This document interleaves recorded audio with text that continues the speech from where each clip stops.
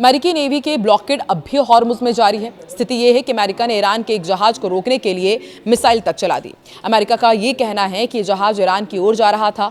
पहले इस जहाज को चेतावनी दी गई कि वो ईरान की ओर ना जाए। लगभग 20 बार चेतावनी दी गई और जब जहाज नहीं रुका तो हेलफायर मिसाइल से हमला कर दिया गया।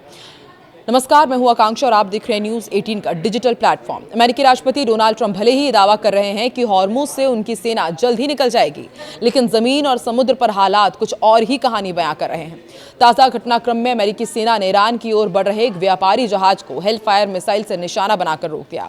इससे साफ संकेत मिला है कि हॉर्मुज में तनाव अभी भी खत्म नहीं हुआ है।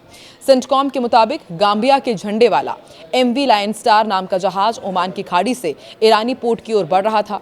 अमेरिकी सेना ने दावा किया है कि जहाज को 20 से ज्यादा बार चेतावनी दी गई कि वो अमेरिकी नौसैनिक नाकेबंदी का उल्लंघन कर रहा है। जब जहाज नहीं रुका तो अमेरिकी विमान ने उसके इंजन रूम पर AGM-114 हेलफायर मिसाइल दाग दी, जिससे जहाज आगे बढ़ने में असमर्थ हो गया।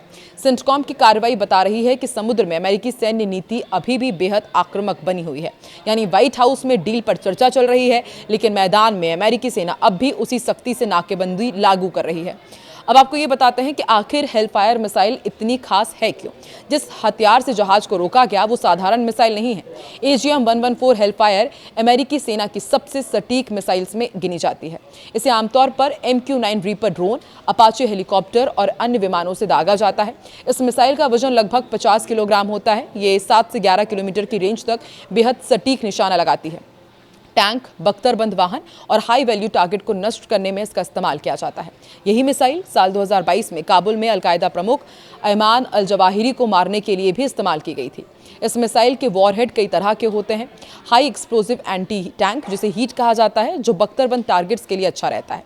ब्लास्ट फ्रेगमेंटेशन, जो सॉफ्ट टारगेट्स को खत्म करता है।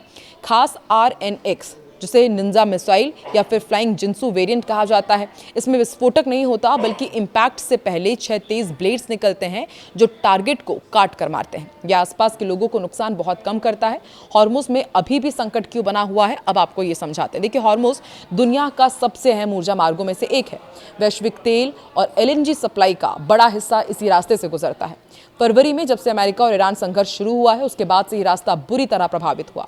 अमेरिका ने ईरानी पोर्ट की नाकेबंदी शुरू कर दी है, जबकि ईरान ने दावा किया है कि हॉर्मुज से गुजरने वाले जहाजों पर उसकी निगरानी है और नियंत्रण रहेगा। इसी खींचतान के कारण सैकड़ों जहाज अभी भी फंसे हुए हैं और पूरी दुनिया में हाहाकार मचा हुआ है। वहीं ईरान के इस्लामिक रिवोल्यूशनरी गार्ड कॉर्प्स ने रविवार को एक बयान में कहा है कि उसने अमेरिका के MQ-1 ड्रोन को मार गिराया है। ये जानकारी इस्लामिक रिपब्लिक न्यूज़ एजेंसी ने दी है। रिपोर्ट के अनुसार ये ड्रोन कथित तौर पर ईरान के क्षेत्रीय जल क्षेत्र में दाखिल हुआ था। IRGC ने कहा कि ड्रोन का तुरंत पता लगा लिया गया और उसे वायु रक्षा मिसाइलों से गिरा दिया गया। साथ ही जहाज़ों को चेतावनी दी गई है कि कोई भी जहाज बिना उनकी इजाज़त के नहीं जा सकता।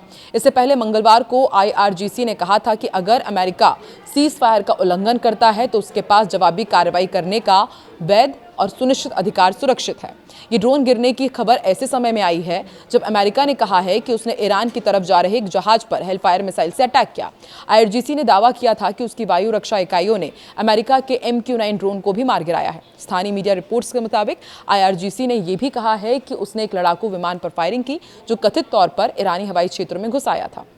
घटनाक्रम ऐसे समय में आया है जब अमेरिका ने कहा है कि ईरान पर नए आत्मरक्षा संबंधी हमले किए गए हैं। सेंटकॉम के अनुसार सोमवार को अमेरिकी सेना ने दक्षिणी ईरान में मिसाइल लॉन्च साइट और बारूदी सुरंग बिछाने की कोशिश कर रही नौकाओं को निशाना बनाया था।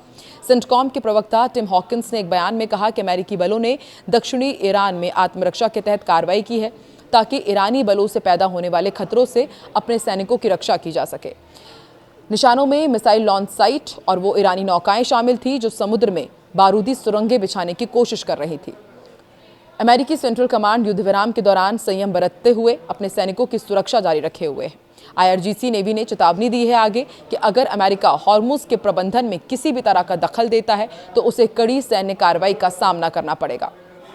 एक न्यूज एजेंसी के मुताबिक रणनीतिक रूप से बेहद महत्वपूर्ण इस जलमार्ग के पास फंसे कुछ जहाजों के चालक दल की ओर से उपलब्ध कराई गई सार्वजनिक समुद्री रेडियो चैनल की रिकॉर्डिंग में IRGC नेवी ने फारस की खाड़ी और ओमान की खाड़ी में चल रहे जहाजों को चेतावनी जारी की है, जिसमें कहा गया है कि हॉर्मुज स्ट्रेट अभी भी बंद है और वहां से गुजरने की अनुमति केवल IRGC नेवी की मंजूरी और ईरान की ओर से तय किए गए मार्गों के जरिए ही दी जाएगी। इसमें यह भी कहा गया कि नियमों का उल्लंघन करने से समुद्री सुरक्षा को गंभीर खतरा हो सकता है। तो देखिए, एक तरफ लगातार ये कहा जा रहा है कि अमेरिका और ईरान के बीच बहुत ही जल्द अब आगे की डील फाइनल हो सकती है, लेकिन दूसरी तरफ अब भी जमीनी स्तर पर हवाई हमले किए जा रहे हैं, मिसाइल अटैक किए जा रहे हैं और हॉर्मुज स्ट्रेट पर तनाव लगातार बरकरार है। आपको क्या लगता है कि अमेरिका ईरान के बीच बहुत ही जल्द ऑल इज वेल होगा या फिर इसी तरह से जो खतरा है वो और भी गंभीर होता जाएगा और इसका खामियाजा पूरी दुनिया की अर्थव्यवस्था पर पड़ेगा? कमेंट सेक्शन पर अपनी प्रतिक्रिया जरूर दें।